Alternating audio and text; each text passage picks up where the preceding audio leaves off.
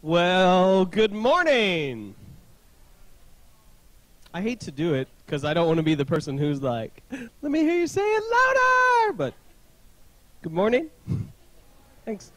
Who thinks it's way too hot to do anything outside other than swim? Crowd participation morning this day is. I'm feeling it. That's excellent. Well, I'll just forget the monologue and move into the announcements. We're glad you're here this morning. If it's your first time here, we want you to know how thrilled we are. We started this church just for you, and we actually have a small gift at the end of service at the welcome table for you guys. And I would love a chance to say hi. My name is Kevin Jack, and I'm the pastor here at Crosspoint, and they let me wear shorts when it's over 90 degrees, in case if you were wondering. So, if it's your first time here, if you just stop by the welcome table at the end of the service, that'd be great. Last week, this is our second week ever down in this new building meeting down here.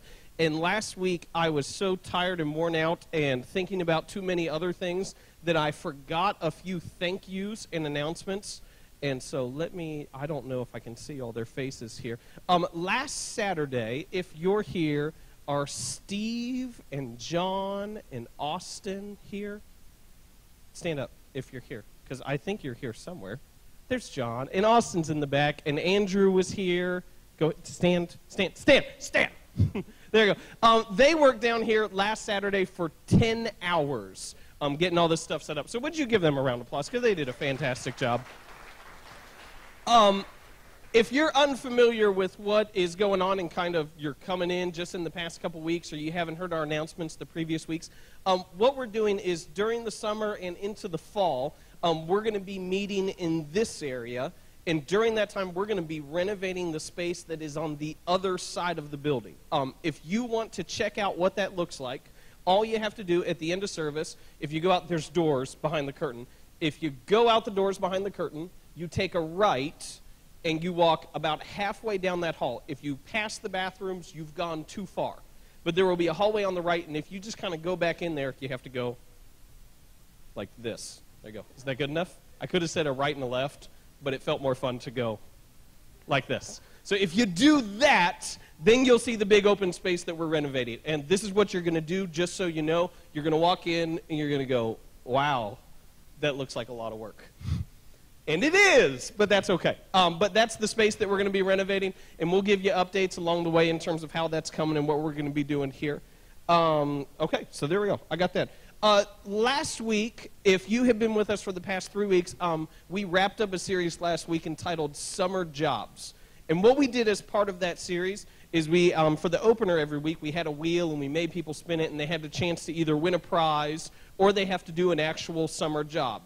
And last week, Mason Sargent played, and his job is he had to go help out down at the library for like the summer reading program and help out with the kids down there. And so Mason actually went down and he did his job, and we taped him. And I want you to watch this because it is one of my favorite things ever. So this is a quick video of Mason doing his summer job. Go ahead and hit out these lights. Didn't he do a fantastic job? I love that. Can I get the rest of the lights real quick? Thank you very much. Okay, so we wrapped up that series last week. Today we are starting a new series entitled 500 Days of Summer. How many of you have seen the movie 500 Days of Summer? It has nothing to do with the movie. We just like the title. This is going to be 3 weeks, and we're going to be talking about the Israelites and their journey into the desert. And our message today will be given by Andrew Schultz. So laugh at his jokes, whether they're funny or not, to make him feel welcome. And with that said, if you will all stand, shake lots of hands, and stay standing.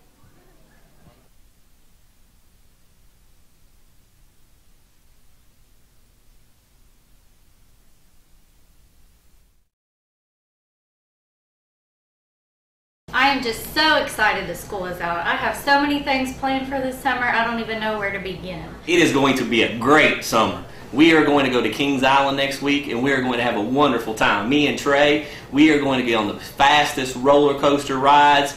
I can't wait. And we are not going to Kings Island after last year. Whee!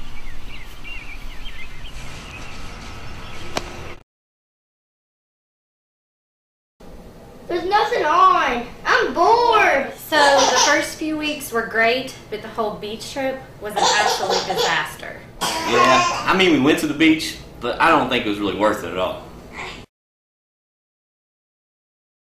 It's been 63 days, but I can't wait till school gets started again.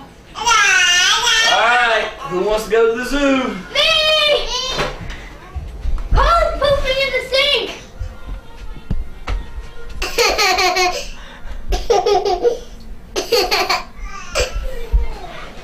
We were headed to the zoo until we found out the zoo was right here in this house. Carly! What are you doing?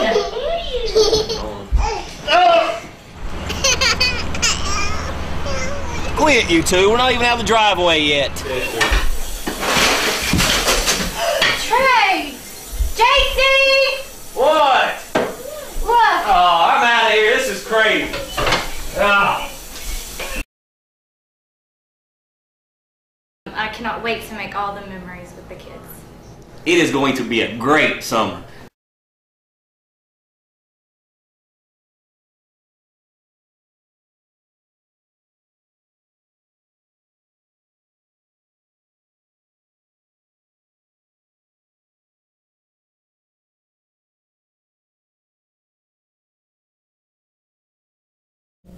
Before I get started, I have one quick announcement. Tonight at 6 o'clock at my house, teenagers, if you don't have anything to do, we're going to have pizza and just hang out. So I promised we would not do nothing, and we've done nothing up to this point. So if you have nothing to do and you're sitting at home bored because it's 137 degrees outside, we're going to have pizza at my place. And that's that. When I was a junior in college, I did one of the most amazing things I've ever done in my life. I flew with a group from my college to California, to San Francisco, and on January 1st, we rode on bicycles out of San Francisco, and 26 days later, we rode into Phoenix, Arizona. It was an incredible, incredible trip.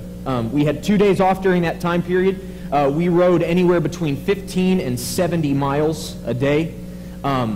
We rode right down the Pacific Coast Highway. If you're not familiar with California or with the Pacific Coast Highway, if you've ever seen a car commercial, ever, where there's like the cliff and the ocean and it always looks perfect, that's the Pacific Coast Highway, and that's what I rode a bicycle down for 20 days in January of 2006. It was absolutely amazing. The fun part was the beginning. We rode, like I said, I mean, most days I was riding a bicycle and the cliffs were right here and the Pacific Ocean was right there, which was scary because I hadn't ridden a bicycle in probably 10 years before I went. It was amazing because I'd never seen the Pacific Ocean, and the Pacific Ocean is way more cool to look at than the Atlantic Ocean. If you've never been there, I promise, like, you wouldn't, I mean, it's an ocean, but it is amazing. But it was terrifying, it was fun, but I don't remember this. We kept a journal. It was part of a class, which was pretty awesome. And so I had to keep a journal, and I had to go back and check these details. But on January 18th of that year, we turned inland. We were just north of Del Mar, California. And we turned inland, and we turned away from the Pacific Ocean. For the next 3 days, we rode straight uphill, which was horrible. And I'm not exaggerating. 3 days, all we did is ride uphill. At lunchtime of the third day, we peaked a 4,200-foot mountain called Julian. And 3 days earlier, we had been looking at the Pacific Ocean. We had lunch at the top of this little mountain, and right after lunch, we took off down the backside of the mountain. It took us 3 days to climb the mountain, and I'm not kidding, it took us 10 minutes to go down the backside. I coasted the entire way. We probably were doing 35, 40 miles an hour pretty much the whole way down.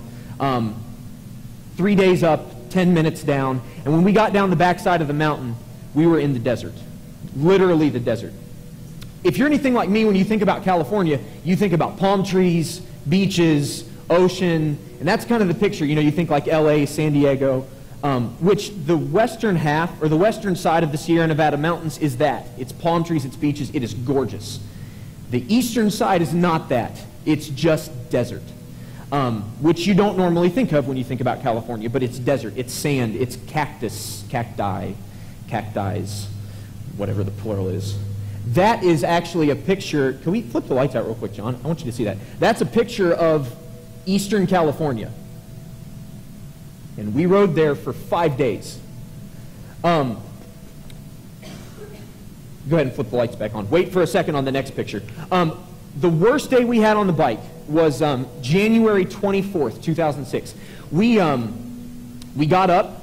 Our teacher for the class, who was kind of the leader, he walks down into our room where we were all staying, and he says, "We need to get ready as soon as we can to leave because the winds are against us," which is not what you want to hear when you have a 68-mile day in the desert planned. We left that morning from Blythe, California, and we ended up in Wendon, Arizona, which is a 68-mile ride. And we rode the entire day against a headwind. We left that morning at 7:30, and we got to Wendon at 6 p.m. And we didn't get off the bike except for lunch, other than that. It was a horrible day. To make matters worse, and this is, I promise I'm not making this part up, there's a town on the way from Blythe to Wendon called Hope, Arizona. And as you're leaving Hope, this is what you see. First of all, I'd like to point out that whoever came up with that sign doesn't know English, because it should be Y-O-U''RE. Secondly, that was not what we wanted to see on that trip. We rode 68 miles in the desert. That's good. You can flip the lights back on. We rode 68 miles in the desert that day, and there was a huge sense of accomplishment when we got there, but every mile we were on that bicycle, I wanted to murder someone. There was a whole bunch of stuff actually that happened that day. As I was reading back through the journal I kept, and I don't journal, I did because I had to for the class. As I was reading back through the journal, I actually kept a scorecard for the good things and the bad things that happened that day, and it was bad one. I'll just say that. It was not a fun day. But I tell you that story, and I mean, I have tons of stories from that trip, but that one day in particular sticks out to me. Because as we were preparing for this series and we were talking about 500 Days of Summer, the sermon today is called Into the Desert. And I couldn't think of anything better to start this than talking about my experience of riding a bike in the desert for 68 miles and like 11 hours in one day. But I tell you that story because I think that's kind of a good metaphor for our lives. And what I mean is this.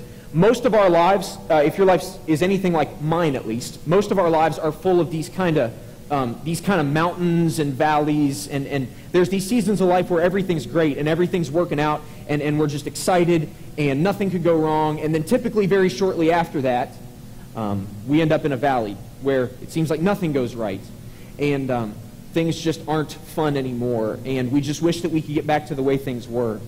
The best example I can think of in my life is my senior year of my second senior year of college, which was not grade related. I'll just point that out. That was changing your major 3 times in 4 years. I don't think my mom's still happy with me about that. My second senior year of college, I was a youth ministry major, and I was ready to get out. By the time I graduated, I was ready for real life.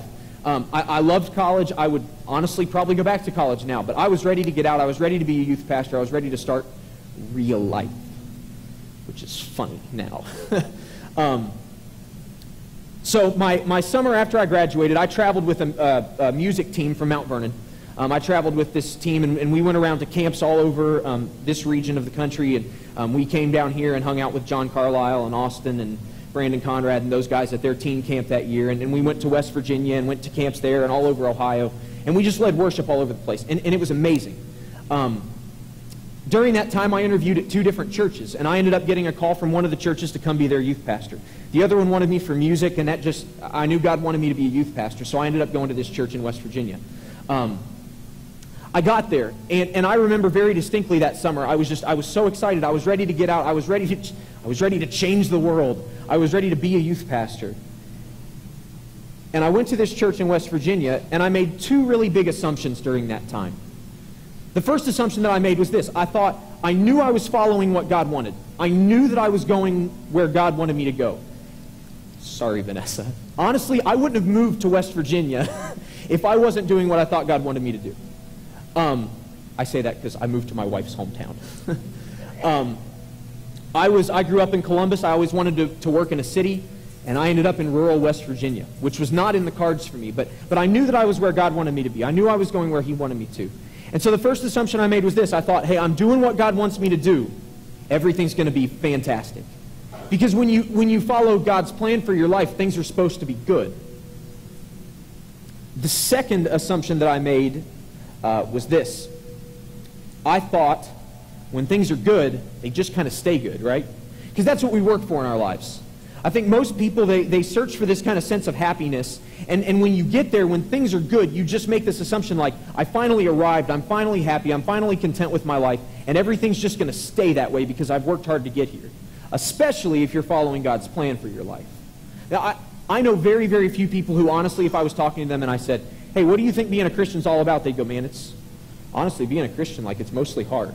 Most people would go, being a Christian is supposed to be good, it's supposed to be fun, it's supposed to be enjoyable. It's not supposed to be full of pain and heartache and tough stuff. I mean, it's just not.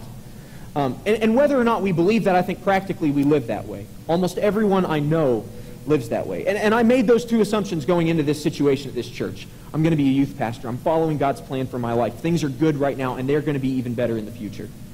And I got there, and that fell apart real fast.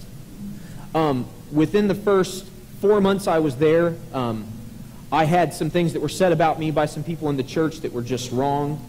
I had some situations where I was told that I shouldn't be a pastor. I was 22. I was told I shouldn't be a pastor. I was told I didn't have a pastor's heart. And this was all because I didn't look the part. I wore jeans on Sunday mornings, and they wore suits. And you guys know what I'm talking about. I mean, you've been in situations like that. And I was devastated. I was crushed. I thought that I was going to go here, and in my mind I was going, I'm going to go here, and I just want to impact teenagers. I just want to impact people for Jesus. I just want people to come to know Christ.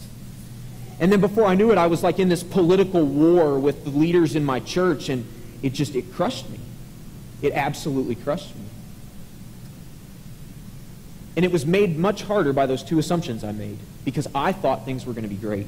I really genuinely believed that things were going to be amazing. And I think that for most of us, we live our lives that way. We live our lives in this sense of when I'm following God, when I'm living right, things are going to work out. Things are always going to work out.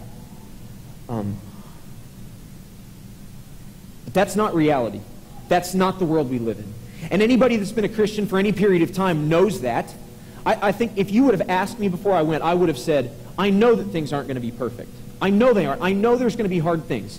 I know that this is not going to be this fantastic scenario.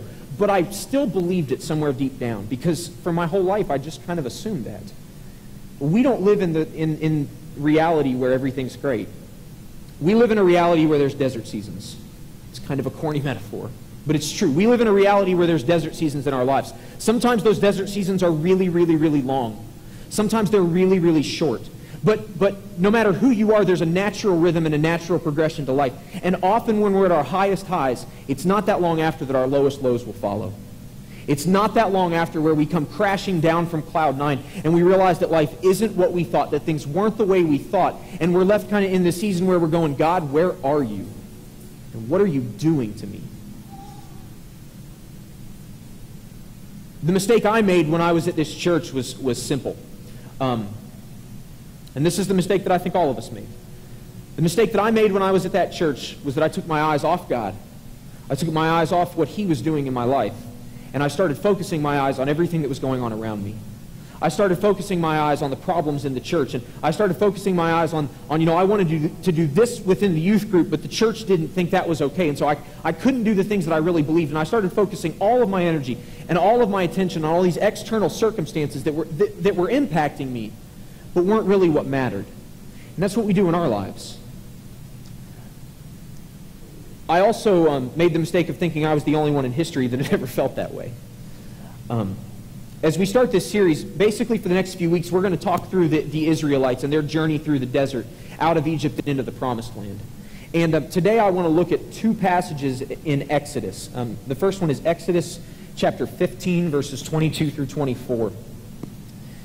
And this is just a little tiny snippet. Up to this point, what has happened is the Israelites were slaves in Egypt for 400 years. Moses comes, you guys know the story. Moses comes, he leads the people out of Egypt. They go to the Red Sea, and they're trapped against the Red Sea, and they see Pharaoh's armies coming. And God does this amazing thing, and he splits the Red Sea, and the Israelites walk through. And when the Egyptians come behind, God sends the Red Sea back together, and the Egyptians die. And the Israelites, after 400 years in captivity, are now free. And this is what Exodus chapter 15, verses 1 through 3. No, sorry. Exodus 15, 22 through 24. This is what that says. Then Moses led Israel from the Red Sea, and they went into the desert of Shur. For 3 days they traveled in the desert without finding water. So they're free. They're in the desert. Probably not what they expected when they gained freedom. I mean, they probably expected, hey, God just parted the Red Sea. Everything's going to be amazing. And then they wandered for 3 days in a desert with no water. 23, when they came to Marah, they could not drink its water because it was bitter. That's why the place is called Marah. So 3 days, no water. They come to this place called Marah, and there's bitter water. I know myself well enough to know that at that point I'd have started complaining. I am a complainer. I don't particularly like that about myself, and I try hard not to. But I am a complainer, and I would have been complaining. So, verse 24. So the people grumbled against Moses, saying, what are we to drink? And that would have been me. So 3 days. The Israelites are delivered from Pharaoh's armies. God parts the Red Sea, and 3 days later they're complaining. 3 days. Now, I mean, I get it. Like, they're in the desert and there's no water. And then when they finally come to water, it's bitter water. I understand. I would have been complaining right alongside with them. But it took 3 days for them to forget what God had just done. It took 3 days for them to forget that they were free. The second passage, real quick, that I want us to look at is Exodus 16, 1 through 3. And I'm skipping some here because it actually is a lot of what Kevin's talking about next week. So, basically, all you need to know is between these two passages, God did some really amazing things for Israel. He provided for them in some huge ways. And this is 16, 1 through 3. This is what it says. The whole Israelite community set out from Elim and came to the desert of Sin, which is between Elim and Sinai, on the 15th day of the second month after they had come out of Egypt. So there's been about 75 days that have passed between the first passage that I read and this one. Verse 2. In the desert, the whole community grumbled against Moses and Aaron. 75 days later, they're still complaining. And they're still grumbling against Moses and Aaron, who Moses risked his life to free them. Verse 3. The Israelites said to them, if only we had died by the Lord's hand in Egypt. There we sat around pots of meat and ate all the food we wanted. But you have brought us out to this desert to starve this entire assembly to death. Okay, so here's where me and the Israelites kind of part ways. I'd have been complaining. I get that. I understand. They now go to, we wish we'd have died in slavery in Egypt. God freed them. He parted the Red Sea. He provided for them in amazing ways in the desert. And then they're going, we should have died in slavery. For 400 years we were in slavery, and we wish we'd have died there because this is ridiculous. Most of us probably would respond to that and go, that's crazy. We might not say we wish we died, but most of us live that out almost every day in our lives. Most of us look at the way things were once upon a time, and we think, I wish it was that way again. I wish that it was the way it used to be. I wish this all hadn't happened because this stinks, and I wish I could just go back. I wish I could like push a button and go back to that time. I see this a lot with parents of teenagers. Not our teenagers. Our teenagers are all awesome, and they don't ever give their parents grief, right? I see that a lot with parents of teenagers. My mom used to say this all the time. You were such a sweet little boy. What happened to you? I can say that because she's sitting right there. It was true. I was not sweet when I was 13 through 18-ish. Funny. Funny, Dad. I was not fun. Sorry. But I hear that a lot with parents of teenagers, right? It's like, I wish that I could just go back to when they were a sweet little kid and they didn't give me attitude and grief all the time and they just did what I told them. And there's always this There's always this glaring weakness in our lives where we just wish we could get things back to the way they were. And this is really what the Israelites are doing. But here's the thing. Here's what the Israelites missed. The Israelites had a complete lack of perspective here. And we have a complete lack of perspective most of the time in our lives. And this is so crucial. The Israelites forgot very, very, very quickly that God was leading them somewhere. They forgot that to get to the promised land, they had to go through the desert. There was no other way. They couldn't get to the promised land. The promised land for the Israelites was everything. God promised Abraham 400, 500 years before this that the Israelites would have their own nation, that they would have their own land, and he would make them a great people. And then for 400 years they were in slavery, and Israel's identity was all tied to the promised land. And so when God delivers them, they're thinking, we're going there. We're going to the promised land. We're going to go to the place he promised us to Abraham. And then 3 days later, they forget what God is doing. They forget that to get there, they have to go through the desert. And that's the way it is in our lives. It's like we have this idea that we want to get there. We wish that things could be that way. And we don't want to go through the hard things that take us there. We want everything handed to us on a silver platter. And that's not a fun thing to say. And I say that to myself. I mean, nobody likes that. But we want everything handed to us on a silver platter. We don't want to have to go through hard times to get to where we want to be. But the reality is, and on a grand scale, this is the story of our life on earth.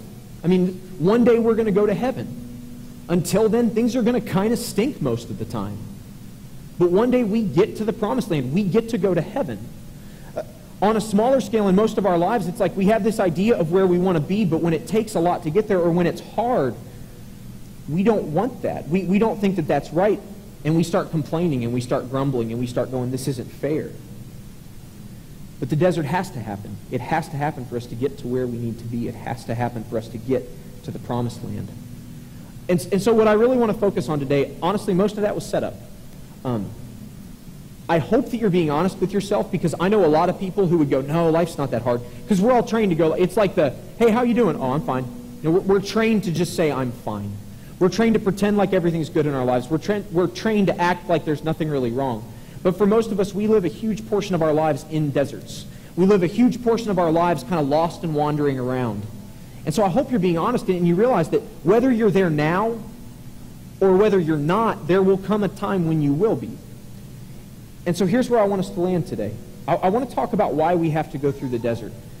Because if we understand why we have to go through the desert, it can totally change our desert experience. I want to read a passage from Romans chapter 5. This is Paul writing, and this is an incredible verse. This is what Paul says. Not only so, but we also rejoice in our sufferings. And I want to pause there. Paul says we rejoice in our sufferings. I'm not going to get into the details of Paul's life, but Paul suffered more than almost any person who ever lived. Maybe more than any person who ever lived. Paul had a horrible life. And he says we rejoice in our sufferings. I'm not going to ask you to give a show of hands, but if I did, and you were honest, and I said, how many of you rejoice in your sufferings? How many of you rejoice when things are horrible in your life? No one would raise their hand, because we don't do that. That's dumb. I'm a very practical person, and when I hear people say rejoice in your sufferings, I'm like, that's stupid. That's really dumb. Nobody does that. Nobody suffers and is like, praise Jesus. Thank you. And if they did, I'd think they were weird, and I would tell them that. And I would tell my friends, don't do that because it's weird. And that's what we all think inside. Some of us aren't blunt enough to say that, but I am. And I would say that's stupid. Nobody does that. Nobody rejoices in their sufferings. But Paul does. And what he says next is so huge. And this is what it says. Not only so, but we also rejoice in our sufferings, because we know that suffering produces perseverance. Perseverance, character. And character, hope. Not only so, but we also rejoice in our sufferings, because we know that suffering produces perseverance. Perseverance, character. And character, hope. The desert is what leads to character. The desert is what leads to hope. And we talk all the time about how we're supposed to be like Jesus. We're supposed to be like Christ. But often we don't talk about the fact that to be like Christ, we have to go through the desert. For Paul, it's not like you can get to the promised land and just like have fun along the way. For Paul, it's if you're going to get there, you're going to go through really hard things. You have to suffer to be a person of character. You have to suffer to be a person that has hope. Most of us bucket that. Most of us look at it and go, the desert is a place of pain, and I don't want anything to do with that. I don't know anyone that wants deserts in their lives. But I don't know a whole lot of people that don't want to be people of character. I don't know very many people that go, you know, honestly, I kind of want to be a slime ball. Like, I don't really care to be a nice person. I don't really care to be a good person. I just want to be a jerk to people. Nobody wants that. Everybody wants to have character of some kind. But to be a person of character, you must go through the desert. You must suffer at some point or another. And here's what the Israelites missed.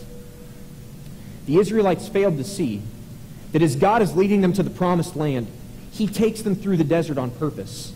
The desert was a gift. The desert was a gift. It wasn't a good gift. I mean, it wasn't a fun gift. It wasn't a nice gift. But it was a good gift. I remember Christmas a few years back, probably 10 years or so, I don't really know. We were at my grandparents', and I had this present from my aunt and uncle. They live in Iowa, and they got me this present. And so I'm opening the present, and I had no idea what it was. It was kind of heavy, and it kind of rattled. I was like 16. I opened the present up, and it's a ratchet set. And I opened it, and in a moment of complete vanity, I thought, this is the worst gift I've ever gotten. Why did you get me a ratchet set? And I didn't say that. I said, thanks. I probably said it like that. And I probably looked like this, thanks. Because the next thing they said was, don't worry, one day you'll appreciate that gift. Well, don't you hate it when people say, like, come on. If you have to say someday you're going to appreciate this gift, don't give me that gift. Give me something else. And I get this gift, and I'm like, awesome. I'll stick that in my truck for if I break down and don't know how to fix my engine. Like, that'll be perfect. One day I'll appreciate it. Thank you. It wasn't a nice gift. Honestly, now, I look back and I'm like, okay, that was a good gift. Like, now if somebody got me it was a Husky ratchet set, like, it was nice. Like, if somebody got me that, I'd be like, all right, yeah, I'll put that in my garage. I might need it once every 5 years, but I'll use it, and it's great. Then I hated that gift. It was horrible. Unfortunately, I lost it, which is probably God's way of saying you're dumb. It wasn't a nice gift at the time, but it was a good gift. And that's a really silly way to say it, but that's kind of how the desert is for us. The desert's not a nice gift. It's not a gift that, frankly, anyone wants. But it's a good gift because it leads us somewhere. Because we can't get to where we want to be if we don't go through the desert. I think for a lot of us, the desert might be easier to go through if we had a map. And I think if the map looked like that, we'd be good. Right? Like, we're in Egypt. Just got to, like, run through the desert. Promised land's on the other side. All right, I can do that. That's good, right? That's easy. Unfortunately, if we had a map, that's what it would look like. Even worse, we don't get a map. We don't have a map. I'm a very logical person. I'm very ordered. Things make sense. And if they don't make sense, I don't think they're smart. Maps help me. I like maps. If we had a map, it might help. But we don't get a map. We get a destination. Here's what we get. In our lives, we get a destination. God says, I'm going to lead you to the promised land. One day, I'm going to get you there. I can't tell you what the path's going to be like. Sometimes we get a step, right? Like when I went to that church, I got a step. I knew I was supposed to go there. I never in a million years would have imagined all the twists and turns that would have happened along the way. I never would have imagined everything that was going to happen. My mom, I remember I used to call her all the time, just complaining and yelling and screaming. Maybe not screaming. That sounds childish. Just yelling. I would call, and I would be so angry about the things that were going on. And I remember my mom I get all my practicalness from my mom, and she doesn't beat around the bush. And I used to hate it so much when she would say this. And she would, almost every time, she would say, Andrew, maybe God just has you there so one day you'll appreciate what you have. Maybe God has you there not because anything's going to go right, but because one day you're going to love where you are, but you wouldn't have appreciated it if you wouldn't have had a terrible experience there. Which, when I got the call here, I was like, finally! That's what it was. And I hated it when she said that, because there was a part deep down that knew she was right. And I knew that God was teaching me things and that he was working in me and that there was something going on, but I hated every stinking minute of it. I just wanted to be angry, and I wanted to be so frustrated because it stunk. It was horrible. But he was doing things in my life, and I didn't see it all then. This is what I didn't see. I didn't remember that God was leading me into the promised land. He was leading me somewhere. The destination's not the important part, it's the journey. And that's a dumb cliche, but it's true. The journey was the part that mattered. The character that developed in me through that time was what mattered the most. God is leading us to the promised land. The hard thing for us is we don't know how long the desert will be. For some of us, our desert season might be a week. It might be a month. For some of us, our desert season might be a year. For me, there it was 3 years. And you know what? I'll probably enter into another desert season at some point in my life. I'm sure I will. I've got a lot of life left to live. But for some of us, our desert seasons are small, and for some of them, they're huge. For some people, they live in the desert for 30, 40, 50 years. I know people from the church I grew up in whose kids, they're great people, and their kids just don't follow Christ. And honestly, they've lived in that desert for 35, 40 years. And some of you know that desert. Some of you know what that feels like. Some of you live in a desert with a sick kid. And you don't know how you're ever going to make it through because you don't know what's going to happen, and it's gone on for years. Some of our deserts are, you look at your parents, and a parent dies from cancer. For some of us, we lose friends in horrible accidents or different things like that. For some of us, the desert season in our lives is our job. We have a terrible job and our bosses stink and we just want out. Desert seasons can come in all kinds of different shapes and sizes, and for many of us, we have different ones going on all at the same time. For some of us, we just don't feel like God's close a lot of the time. And when that happens, it becomes so easy to fix our eyes on those things and to look at all the circumstances around us and go, where is God? Where are you in this? This is terrible. This is ridiculous. This isn't the way things are supposed to be. I'm serving you. I'm involved in church. I go to church regularly. I'm trying to raise my kids to be Christian people. I'm serving in church. I'm doing all the things you've asked me to do. And this is not the way it was supposed to be. And when we fix our eyes on all those circumstances, it's so easy to forget that we're on a journey. We're not going backwards. We're going forwards, and God is taking us to the promised land. He's taking us to the promised land. When we fix our eyes on our circumstances, we do what the Israelites do, and we complain, and we moan, and we grumble, and we get angry, and we become bitter. The question for us really is simple. It's where will you fix your eyes? Will your eyes stay on your circumstances? Will your eyes be fixed on the unfairness in your life? Will your eyes be fixed on the circumstances that you can't control and that you can't do anything about, but that aren't what you expected and that aren't what you think they should be because you're a good person and you're doing the right things and it's supposed to be easy, right? Or will you fix your eyes on the fact that you serve a God who loves you, who made you, and who brought you out of Egypt not so that you could have a cushy, easy, fun life, but so that you could be people who reflect Him, so that you could be people of character, people who have hope in every circumstance in your life, people who no matter what's going on, other people will look at you and go, I don't know what they have, but I know that there's a lot going on in their lives, and I see hope, and I see something there that I don't have. When we suffer, our suffering leads to perseverance. Our perseverance leads to character, and our character leads to hope. And when we reflect hope to the world that has no hope, they see Jesus. They see Christ. After 4 months in slavery, after 400 years in slavery, it took 4 months for the Israelites to see their slavery as greater than God's promise. 4 months. And they thought their slavery and death were better than the promises of God. They didn't see the gift. They only saw the pain that was around them. And this is our reality. We look around us, we throw blame, and we get angry, and we complain, and we grumble. And you know what? Maybe we don't do that outwardly a lot, but most of us do it inwardly all the time. The desert happens for us, and all of us, we've come from Egypt, and God is leading us. He's taking us to the promised land.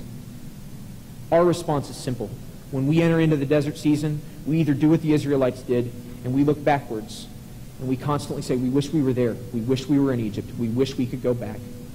All this stuff that's happening, all the promises, all the amazing things you've done for us along the way, all the things that you've done to show us how big and how mighty and how incredible you are, fine, whatever. But today is terrible. And I wish I was back there because it was better. We can either fix our eyes on Egypt, or we can fix our eyes on the promised land and say, I don't know how long it'll take.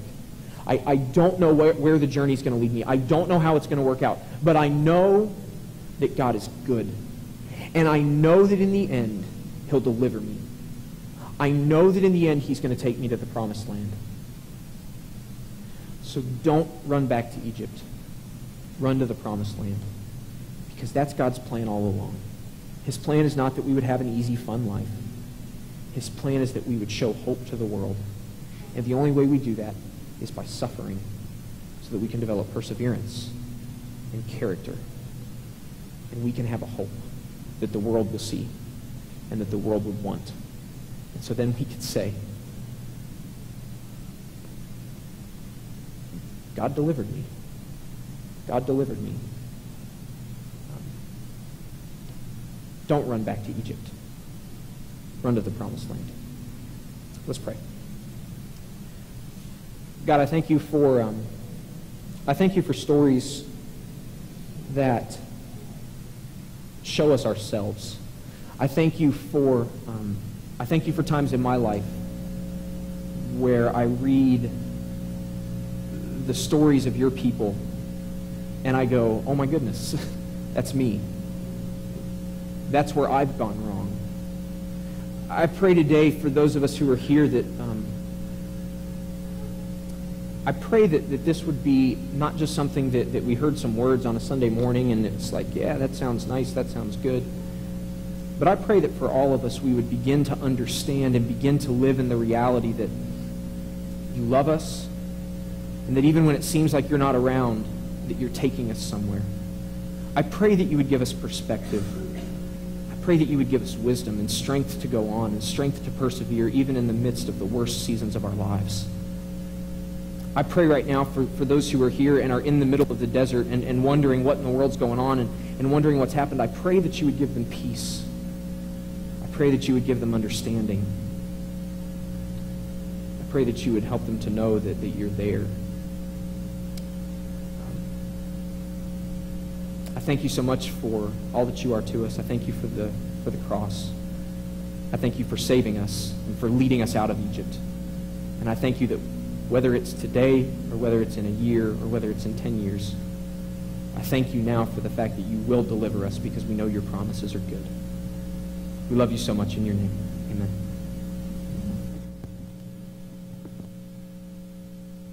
No, thanks. Hey, would you give Andrew a round of applause? He did a fantastic job. As I was sitting there, there's a lot of us here, so I don't know everything that's going on in all your lives. One of the coolest things last week that we got feedback on with stuff is just how, when we were in this room, it kind of felt more like church, right? And there were some things that we were limited in doing at MCIS with the bleachers and stuff like that. But this is what I would like to do. And this is a little bit different. And for some of you, if you don't have a church background outside of this is going to feel awkward and this is going to feel a little weird. But one of the biggest things that happens in my life is that when I'm in the desert is not just knowing that there's a promised land on the other side, but knowing that there are people helping me through the desert.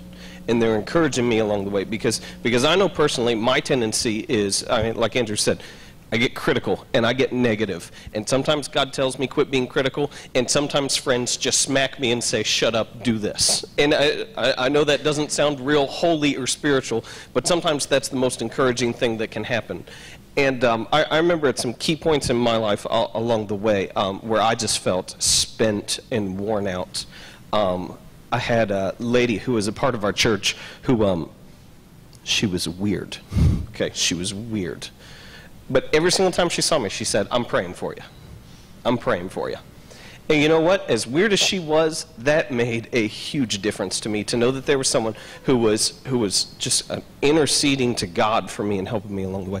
So this is what I would like to do. And if this is too weird for you, just sit, don't worry about it. But I know a couple different people in the congregation who are facing, whether they would admit it or not, a possible desert season. And this is what I'm just going to ask.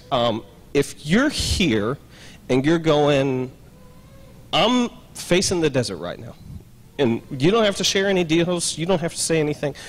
This is what I'm going to ask. In just a moment, and we're not going to bow our heads, so people are going to see you. I'm going to ask if you would just raise your hand.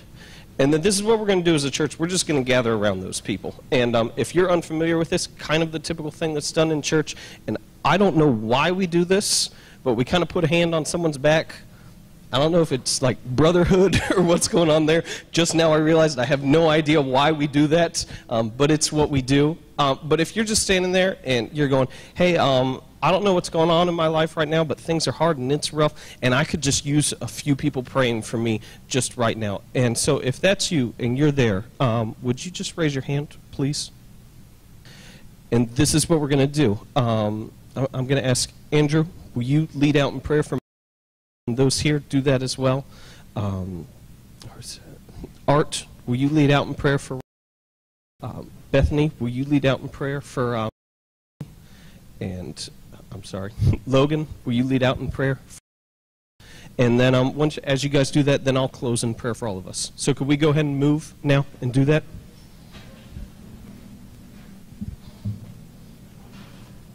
And just lay a hand on the person in front of you, and those who lead out in prayer, just start to pray, and everyone else kind of pray along with it.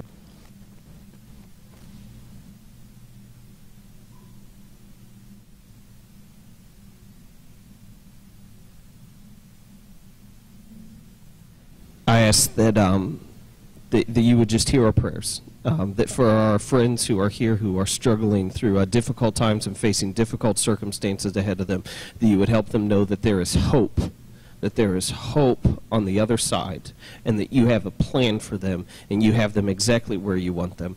And so, Lord, I simply ask this, that you would hear our prayers, that for any who did not raise their hands, who feel like they're facing the desert, that you would lift their spirits and that they would know that they can follow you. And Lord, at the end of the day, that everything we do would be pointed towards you and we'd be focused on you, and that we would be made more and more into your image, that you would help them see the hope that you have, and that in the desert, that they would see that there's something on the other side. And we pray this in your Son, Jesus' name. Amen.